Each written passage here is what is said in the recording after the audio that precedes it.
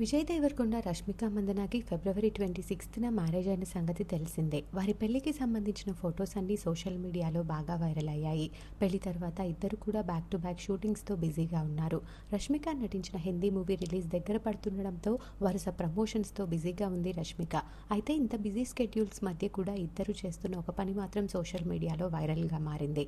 పెళ్లి తర్వాత తన సొంత ఊర్లో సత్యనారాయణ వ్రతాన్ని చేసుకున్న విజయ్ ఆ తర్వాత అభిమానులతో మాట్లాడుతూ వారికి ఒక మాట ఇచ్చారు.